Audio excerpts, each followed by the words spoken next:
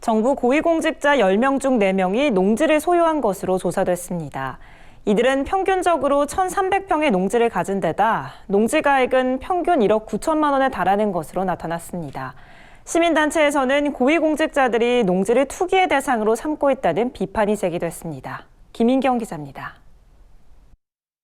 정부 고위공직자 10명 가운데 4명이 농지를 소유하고 있는 것으로 조사돼 파장이 예상됩니다. 경제정의실천 시민연합은 19일 서울 종로구 경실련 강당에서 전국 농민회 총연맹과 함께 기자회견을 열고 이같이 밝혔습니다. 경실련은 지난 3월 기준 재산 공개 대상자인 정부 고위공직자 1,862명을 대상으로 조사한 결과 719명, 38.6%가 농지를 소유했다고 밝혔습니다. 중앙부처 소속 고위공직자가 10.7%, 지방자치단체 소속 고위공직자가 27.9%를 차지합니다.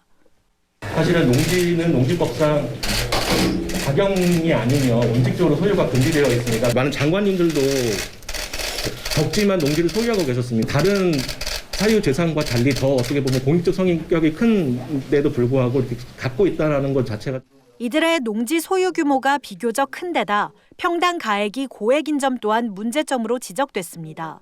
사실상 투기의 목적으로 농지를 소유한 것으로 의심된다는 겁니다. 경실련에 따르면 고위공직자 719명의 전체 농지 소유 면적은 311헥타르, 약 94만 2천 평에 달합니다. 계산하면 한 명당 평균 4,300제곱미터, 1,300평입니다. 경실련은 우리나라 농가의 48%가 농지가 없거나 5,000제곱미터 이하의 농지를 소유하고 있다며 고위공직자의 평균 소유 규모가 결코 적지 않다고 꼬집었습니다. 농지의 총 가액은 1,360억 원으로 단순 계산하면 1인당 1억 9천만 원 상당의 농지를 소유한 셈이 됩니다.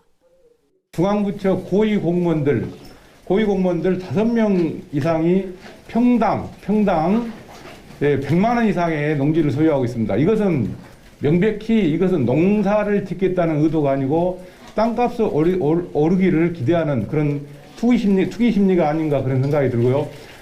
1헥타르 이상 소유자도 151명으로 집계됐습니다. 현행 농지법에 따르면 상속으로 농지를 취득했는데 농업 경영을 하지 않는 사람은 상속 농지 가운데 1헥타르까지만 소유할 수 있어 농지법 위반이 의심됩니다. 경실련은 식량 안보와 생태 환경 보전, 경관 제공 등 농지의 공익적 기능을 회복하기 위해 비농업인의 농지 소유를 금지하도록 농지법을 개정할 필요가 있다고 주장했습니다.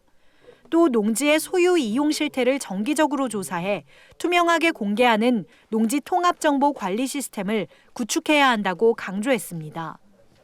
비농업인들의 농지 소유에 대해서는 정부 통계도 정확하지가 않습니다. 실태 조사도 제대로 되어 있지 않고요.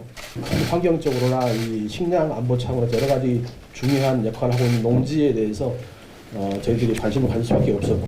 헌법에 명시된 경자유전의 원칙에 따라 농지는 농사를 짓는 농업인만이 소유할 수 있습니다.